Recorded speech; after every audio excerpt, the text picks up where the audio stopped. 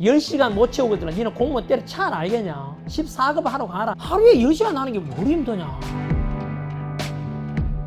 너가 혼자 공부할 때는 꼭 계획표를 세워서 해야 된다. 알겠죠?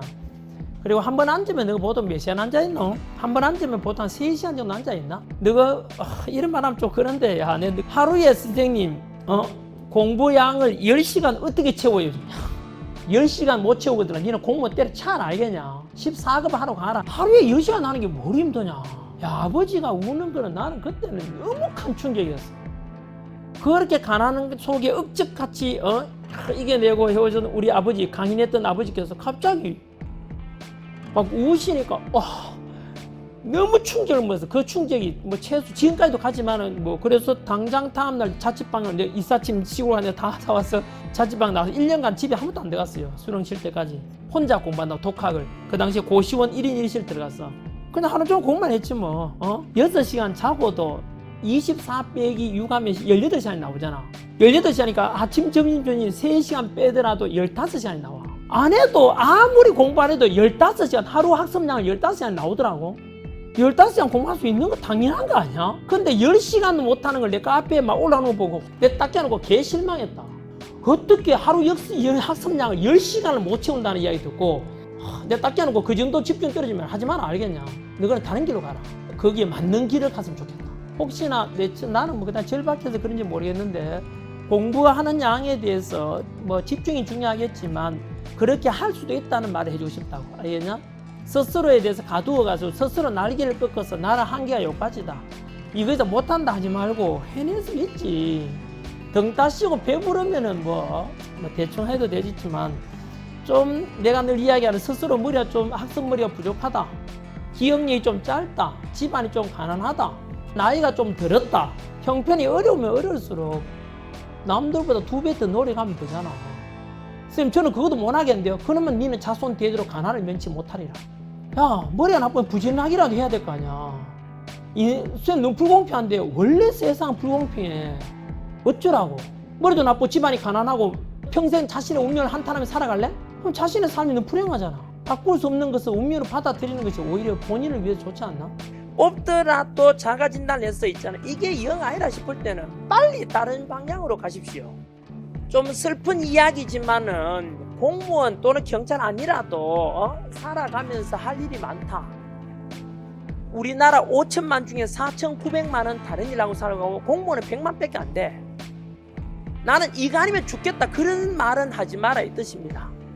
경찰 시험에 합격할 집념과 능력 정도 되면 다른 일을 하더라도 적성에 맞는 일 찾아가면은 충분히 행복하고 더 나은 삶을 살 수도 있다. 제가 동기부여를 위해서 자네들은 초보가 아니잖아. 초보 애들한테는 이야기한다. 너 공무원 하러 잘 왔다고. 경찰 잘하러 왔다고. 왜? 대한민국에 특히 여자 직업 중에 공무원만 한 게 어딨냐. 우리나라 지금 기업 봐라. 뭐 중간에 애 낳거나 출산 다 나가라 그러고 고용 불안정해. 30년 동안 고용 보장되는 게 공무원밖에 없어.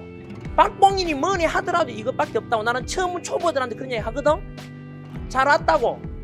하지만 자네들 이미 시험을 쳤으니까 고수들도 많을 거고 하기 때문에 선생님이 해주신 이야기가 공무원, 경찰 이게 전부를 하지만 딱 깨놓고 너가 생각하는 그런 공무원하고 다를 수도 있다. 여경 중에는 합격하고 난 뒤에 적성이 안 맞아 그만둔 애들도 많다. 내 수업 듣는 제자 중에서도 9급 공무원 되고 난 뒤에도 지금 뭐 원룸에서 있잖아. 월세 생활 못 면한 애들도 많다.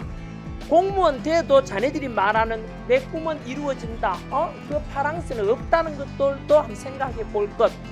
따라서 공무원만이 전부가 아니라 자기가 보다 상대적으로 남보다 비교 우위적 능력 있는 것이 있으면 그걸 찾아서 그걸 찾아가는 것이 더 행복한 삶일 수 있다. 택도 아닌 있잖아. 뭐 별거 아닌 이 시험에 자기 인생 전부를 걸 필요는 없다고 나는 분명히 말씀드리고 싶어요. 그거는 자가 진단할 문제니까 제가 이래라 저래라 문제라니까 본인 판단은 본인이 하시기 바랍니다. 빨리 때려차라. 미안하지만은 이게 자네 인생을 위한 것이다. 알겠어? 저주가 되는 것이 아니라 임마. 오히려 네 인생에 더 새로운 전환점이 될 것이야. 왜냐 어차피 어떤 애들 보면 이런 애들이 있어. 나는 경찰서에 목숨 걸고 경찰 정말 내 꿈이 인생의 소원입니다. 근데 경찰한테 딴 거 할 게 없습니다. 너무 멋있고 제 일생일 때 직업이 경찰입니다. 그래? 공부를 좀 해봐.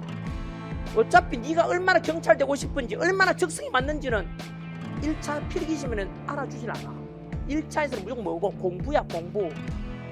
따라서 공부의 적성이 아주 먼 새끼는 하면 안 돼. 1차 필기 통과해야 뭐 체력 깔기, 체력 씨발, 체력장 손잡아 뭐 부사질 정도로 잘 악력이 강하지만 뭐 필기 못 붙으면 헛방이잖아.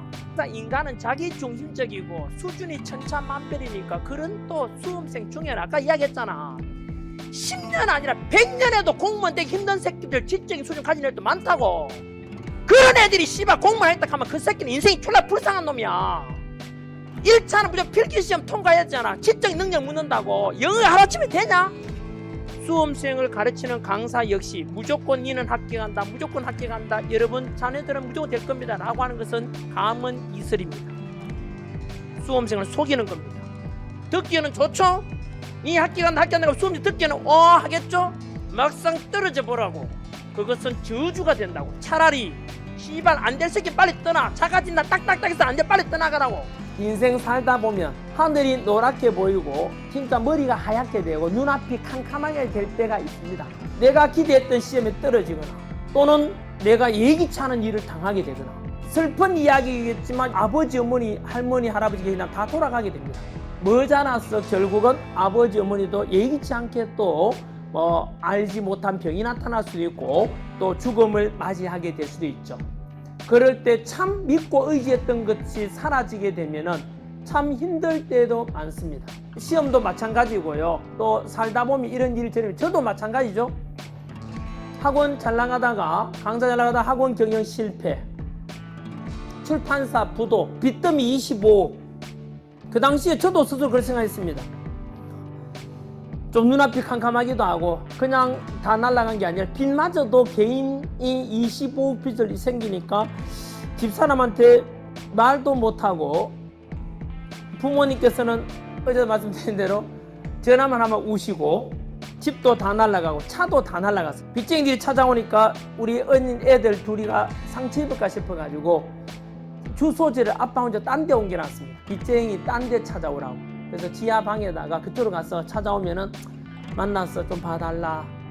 너무 세게는 협박하지 마라. 언젠가 다 갚아주겠다 이래가지고 저한테 돈 빌려준 사람이 다 기다려줬습니다. 어떤 사람은 내가 나중에 갚으니까 자기랑 평생 같이 거래하자는 분이 있었습니다. 감동이. 왜냐하면 제가 되게 솔직했습니다. 봐라 차도 없고 내가 다 날아가고 없다. 재산 차지가 있으면 다 가져가라 그랬거든요. 있어야 가져가지.